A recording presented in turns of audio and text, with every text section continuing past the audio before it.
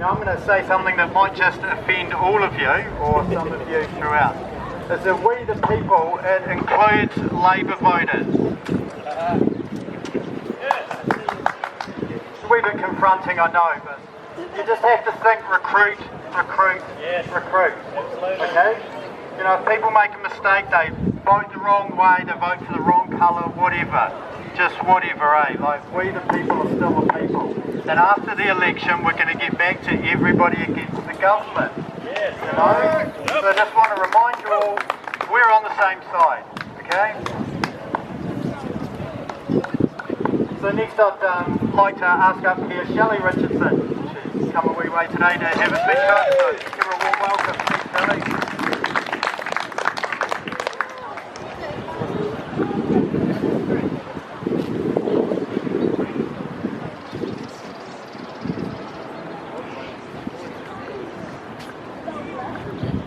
Is that working, everybody?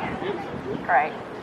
All right, well, I want to thank you all very much for being here. This is the first time that I've actually spoken in the square, although I have been a regular attending to some of these rallies. And I'm going to start by calling it a rally because one of the things that I want to point out is that really only slaves protest. Masters and free men, they never protest.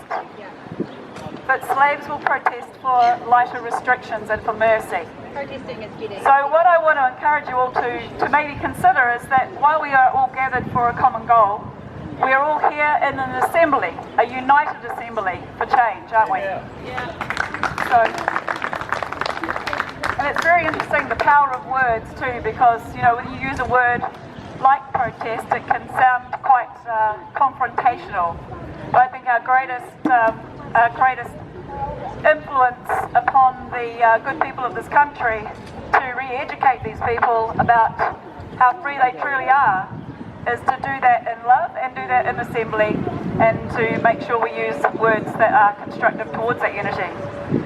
So, yeah, we're really just an assembly of like-minded Kiwis, aren't we? Yes. Now, a little bit about me. I'm originally from Christchurch. I actually moved away for a total of 35 years to Auckland for a while. Forgive me, guys, I still love New Zealand. And then to Sydney for a number of years. And that gave me a broader experience of how the laws work in different countries as well as in New Zealand. Sometimes not terribly different because, of course, we're still dealing with a Commonwealth structure. But one of the things that's very dear to my mind, and what brought me back actually, was I came back to care for my mother, who at 92 had a second leg amputation. And it was a pretty grueling time for her, but it was a time where I really felt in love again with the very kind and lovely people of New Zealand who don't need to be reminded to be kind. I think that we stand out as kind people. When you travel overseas, you meet New Zealanders. We're all always known for being very friendly. And I made the decision to come back here. Professionally, I'm an architectural interior designer, and I had a passion for coming back and helping New Zealanders establish more freedom on the land, more simple living, and doing high-end off-grid tiny houses on trailers. That was my passion. But one of the things that was really alerted to me was the incredible speed with which our nation started to get taken down. And we've really been in a situation where we've been under attack for generations, in fact. And it's not been recognised because it's been very much that slow boiling of the frog. And so one of the things that I want to be influential in doing is helping people to understand you are all free right now. When you are born, you're automatically born with all your God-given, inalienable rights. And so in saying that, I want us to understand that we're not fighting for our freedom. We have our freedom. We're just opposing those that would obviously try to limit or restrict that freedom. So these are just some notes that I kind of scribbled down to make sure I covered all the things that I want to, that I put together this morning. So one of the things that I wanted to mention is that I'm not a sovereign. Now why I say that is because only God is sovereign and His truth is sovereign. I'm not part of a sovereign movement because, again, a movement is technically a protest of slaves. And the Black's Law Dictionary declares that sovereign is, and it's very important how grammar is structured. It says a chief ruler with supreme power, but it has a semicolon, and that's really important because it means that after it is what it really means. And that is that in the Black's Laws Dictionary, sovereign means a king or ruler with limited power. Well, do we want to have limited power? No, we don't. And so one of the unifying things that I want to really emphasise is that we're all born of our mothers. Every race and creed, I can't say age because we're all the same age when we're born generally, with maybe a few days or months with regards to gestation. But we're all automatically given unalienable rights. I wanted to say I am a free daughter of the living King, and with that title comes those unalienable rights by which I stand before you today. I continue in that freedom no matter what another's wrong choices impose upon that freedom. I remain free unless I surrender that freedom, and I have never and will never consent to that. So we're in a time of flux. New Zealand is very much in a time of flux.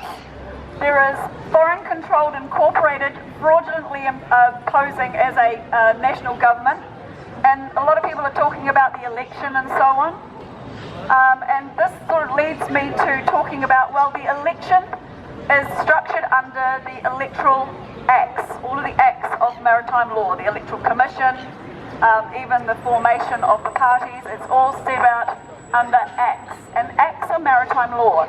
So real quickly, and I hope I don't lose you, I want to just let you know that there was a time when the trickery began, and where we and those before us have been duped, and our benefits as rightful owners to this land have been stolen. And who is responsible and why? And I just want to finish by alerting you to the fact, and many of you may not know this, but essentially there are two of you in operation in this country right now. There is the you that was born of your mother and father, and there is the you that was created as on paper, as a legal bond that the government unlawfully, without any consent, went and created and continue to serve upon you all of the time without your consent, or often without your knowledge, most often without your knowledge. And the New Zealand people don't know how to differentiate themselves from this certified you. If you look at your driver license or your passport, you'll recognise that somewhere in there, whether it be your full name or your family name, is shown in capitals. When you've got a word that's in capitals, it's an entity, not a living soul. So this little slide that's come off the training that I do on my Facebook page, which is recently created, and will soon have more and more training on it, which is I Love My Freedom-NZ. Very shortly we'll have the website up as well, ilovemyfreedom.co.nz. So anybody and everybody who loves their freedom is welcome to join as a member. I just ask that you answer questions and agree to, civil conduct on the page. And that is where we'll give lots of steps about how you can notify the fraudulent government of your independent individual rights. And it's very, it's not about protest again, it's about stating the law of the land. So there are two laws. There is the law of the land, which we are all obliged to obey, and that can only be broken if there is a victim.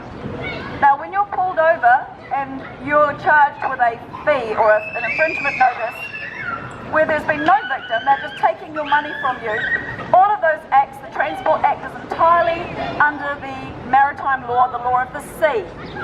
And so what has happened is they've brought the law of the sea onto the land, because that law is an international law. It doesn't recognise our national sovereignty. Now you can have a national sovereignty. So with I Love My Freedom, you've got the opportunity to start actioning some very effective affidavits that actually cover every part of your being and your organic state, your soul living being, to be free.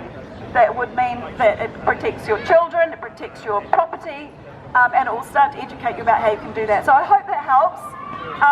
So essentially how the transition happened was that there are two of you.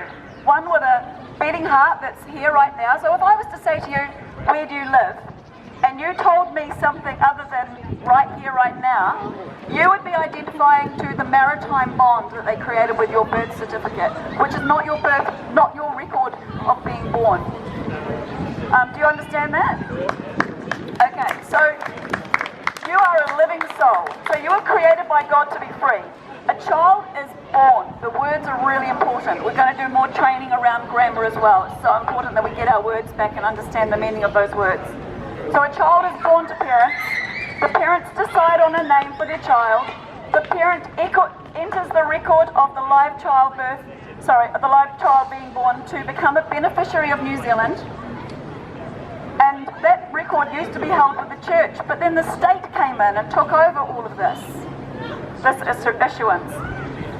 The parents at that point have a live baby and they assume responsibility for that baby. Therefore, they are living under common law, the law on the land. However, what happens is that record goes to the state, doesn't it? Once they've got their nasty little hands on it, they want to take your rights and all that you're entitled to as a New Zealander away from you and bring you into their control. And they do that by creating a non-living fiction, which is a certificate, a bond that is just the same as if you create a dead entity company. Just the same as if you create any company and you register that company, which is just on paper. A company cannot be killed. You can't stab a company, nobody can die. A company doesn't die, it can go on to the next generation and the next generation. So when you understand that this is a dead, non-living fiction, the child is birthed to the state. A commercial bond is registered in the name of the child. Now it is an incorporated chattel, a vessel by which it can be taxed under maritime law. That's why you're birthed, you're becoming a vessel, a chattel in their legal structure. Parents are not told the child is now a ward of state property. There is no full disclosure, it's completely illegal what they're doing. The state exempts itself, however, of its common law responsibility because now it can do anything it wants to you, which is just the paper document, because essentially they're doing no harm. So by stealing from you or depriving you of any liberty, they are not effectively hurting you. They're bringing that against the piece of paper that has your parents' given name to you on it. And I hope that I haven't kind of confused that, but that's what's happening. They're doing those things against the paper, and what the problem is with that is that we're all consenting to it because we don't know that we're not that piece of paper. We didn't realise there was two of us. So I want to leave it there and just encourage you to get some more education on that if you're new to that, or even if you're advanced. There's opportunities to start declaring your freedom that exists to these people who try to usurp your freedom from you, and we're saying not anymore. The straw man. Yeah.